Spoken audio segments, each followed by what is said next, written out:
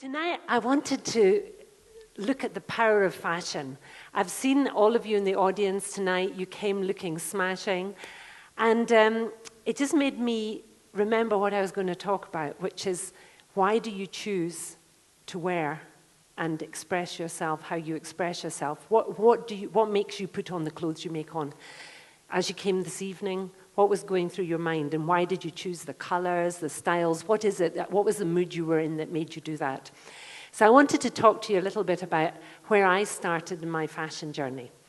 I grew up in southwest Scotland in a very quiet farming community near Northern Ireland. At the time Northern Ireland was troubled, we had lots of people from there staying in our area. But I grew up on a very green farm, rolling hills, beautiful sea, quick walk down to the beach. Lovely, but of course very grey. And in the evening in Scotland, I don't know if you know, but in winter months, sometimes it's even dark at 4 o'clock in the evening. And you have to find something to do. And I wasn't allowed to watch much television. I was the eldest with 3 brothers, and we had parents who didn't think TV was good for us, so we had to do other things. And I learned to sew. I learned to sew very, very young, initially making things for my dolls. And then by the age of 7, I already made my first skirt and wore it and looked good in it. So I actually was a tomboy. Aside from this learning how to sew, I loved being in the fields. I was good on the tractors and the machinery. I used to make hay, and I just knew I was going to be a farmer. But I come about 11 or 12, I mentioned to my father, I really want to be a farmer. And he said, a girl be a farmer? You've got to be joking. So that was a very sad moment and a very frustrating moment, because here I was, the eldest in the family. Now, the eldest would normally inherit the land, I think much like it is here in Kenya. But because I was a girl, that wasn't going to happen to me. And maybe that's where my whole feminine thing came from, because it didn't feel very fair at the time. But what it did do is it made me think, what else do I really love doing, and what else do I want to do? So as I went through school, I was thinking, maybe I should be a fashion designer. And I was from a very remote area. I mean, think of the Shags like the furthest point. That's where I was from. So there wasn't much fashion happening locally, but there were beautiful fabrics, textiles from wool, because we have a lot of sheep, so we make a lot of lovely fabrics. And that was just in the back of my mind. Anyway, like many other kids, I did well in my grades at school. So I said, okay, I'm off to fashion college. And again, my parents looked at me like, you've got to be joking. Like, here I am, good grades, you've got to go to university. So there was a bit of backwards and forwards. I ended up at university.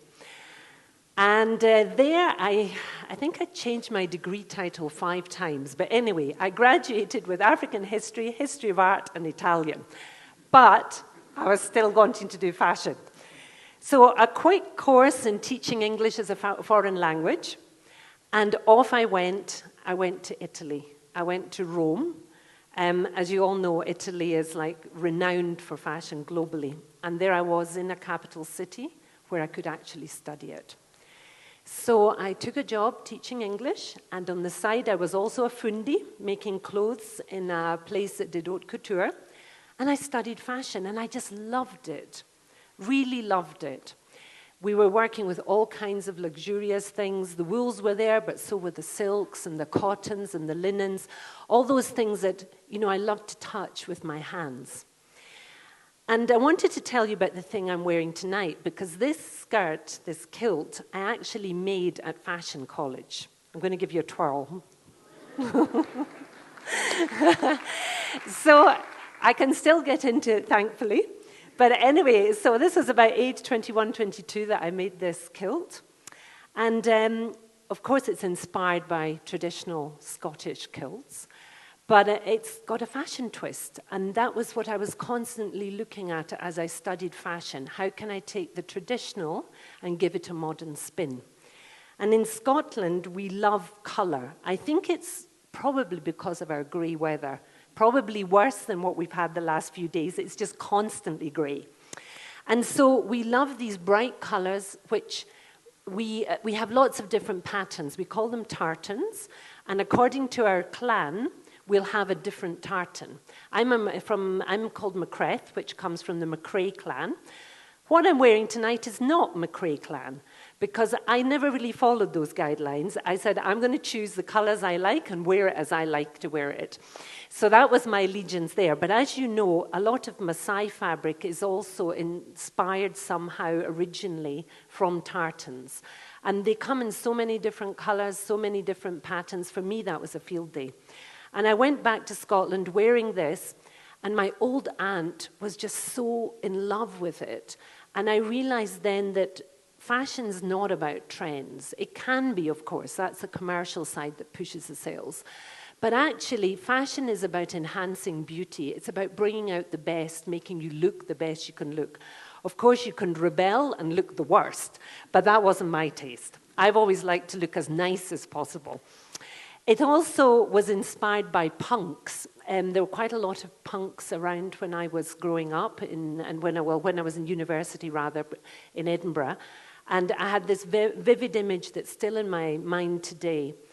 I came out of a railway station, and I was crossing a bridge, and there was just a sea of punk rockers in their gear, with their huge mohawks, with all their piercings, and all the bright colored tartan, but I was scared.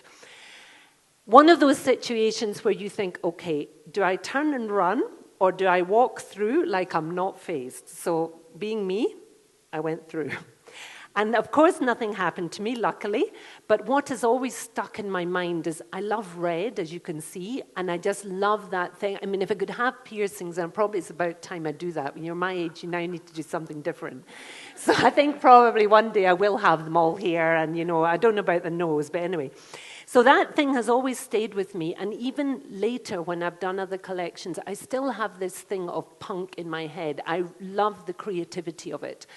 It's something that people might look at as an expression and think, oh, these people, they're weird. But for me, they're beautiful. The artistry that goes into making those fabulous things they wear is really inspiring. I love it. Anyway, going on to other things, good and bad, I was then at this point working. I initially worked in Milan, then a bit in Barcelona. And I was asked to do something very unethical. 10,000 dresses had arrived, 20,000 were in production. I could speak English, I was in the design team, and they said, can you please go to India, cancel everything, and don't pay for anything. So that is what brought me to Kenya, because that was something I couldn't do. And I think you always have to draw a line of what you find acceptable and what not. So I resigned from that job, and I came here for 3 months. I was begged to come by MSF. I already knew them, Doctors Without Borders. And I came and started my work here as an administrator for a famine project in Northeastern, and then did a stint. I did 3 years here as the country director for MSF Spain. But during that time, again, I was drawn back to fashion. I was in a Kenya that was generally, apart from traditional dress in some areas, including Northeastern, a lot of people in the city just wore Western clothes. And it didn't relate to me and my philosophy. The people I was working with were African nationalists, and this thing of going to work in a suit and tie just didn't fit. And the more I looked at it, it also was an economic thing, because here you are wearing clothes every day that are not being made in your country, that are not looking anything particularly exciting. I mean, let's face it, this was like the end of the line in the fashion in the 90s. So I was like, I can do better. And with a kind of desire, on the one hand, to convert minds to take more pride in what could be done locally, embracing traditional culture, both Kenyan and African, and that idea of like, we can create jobs through this. We can change the image of the country through this. We don't have to be reliant on global brands. Why don't we have a strong brand from Kenya? So that's why Kiko Romeo was born. Kiko Romeo was born with a lot of passion. It didn't carry my name. I couldn't do an African line with a name like Ann McCreath. That was... So Kiko Romeo happened, and Kiko Romeo was called the Adam's apple because in the beginning I was doing menswear. I have always loved hanging out with the boys. I went to a boys' school. I think there were 30 girls, 600 boys. I've always felt comfortable with men, and I enjoyed designing menswear. But of course, I quickly realized that it was the women that were buying the menswear. So it had to change. So then we developed different lines, always with an element of handcrafting, working with artisans, women's groups all over the country. And I'm proud to say that many of them I still work with today. Pendeza Weavers in Kisumu, Namayana Maasai group in Kajiado, and someone called Muragi who makes beautiful coconut buttons, who's up in Nyahururu. So all over the country, I established links with artisans, and this brand was born. And then it was the clients. The clients were so inspiring. So initially, there were a lot of expatriates, but over time, in the early 2000s, that was totally changed. And I started working with some of you who are maybe in the audience tonight, but people who hold very senior positions globally, who needed something to look good in, feel good in, but that related them back to Africa. So when they were going to a global conference, they didn't have to put on something Western. They could wear something with pride that came from Kenya. And that became almost like a club between my different clients. I've heard that, they would go to a conference, they would see someone else noticeably wearing a Kiko Romeo, they would build bonds and grow together. And as I look back on the brand and the impact, I think that's been a very powerful thing. And I was always, if you remember, very passionate about this thing of why can't a woman do it? Of course a woman can do it. It's just that sometimes we don't get that opportunity.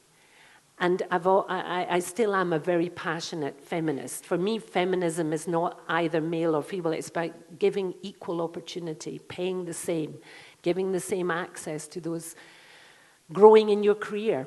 So those women are still there. We're still in touch. Many of them are still my clients, and many of them still wear things they bought 20 years ago, just like me tonight. Now I wanted to tell you about the ugly. Well, the ugly has happened many times in my fashion career. The first time that I used fashion as a strong statement was when the US bombed Afghanistan.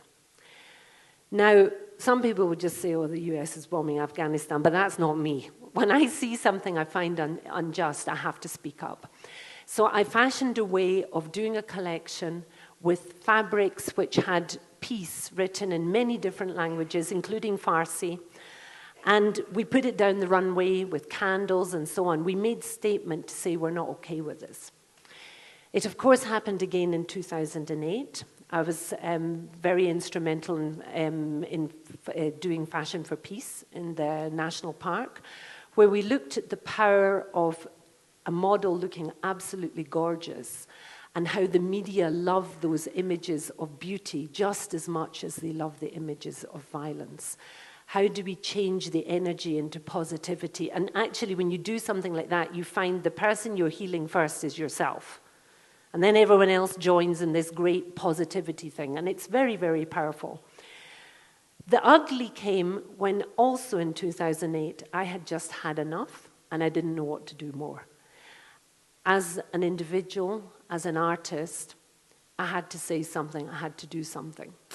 And I'm very good friends with some elderly Quakers who've done a lot of peace building in the region. And they reminded me about Christians wearing sacks as a sign of protest. So I forgot about looking gorgeous, and I put on a sack. I wore my clothes underneath, but on top I had a sack. And I had sacks in my car for whoever I would talk to, because something like that provokes a conversation, whoever would want to join. The power of image, the power of a photograph, the power of seeing a group of people looking very different in an ugly way. It really provokes you to think, okay, why? And then it was so, like, people were just desperate to express themselves. How do you express yourself in a way that everyone can see that you've had enough, but you're not actually imposing negatively on someone else, you're just expressing yourself. So as we leave tonight, I would like you all to think about, how do you use dress? When do you use it to to look beautiful, to look ugly, to grow in your career, to provoke, to protest? What is your relationship with how you dress? And just think about the power that's in that and the message it sends, both individual and also through photos and media. Thank you very much.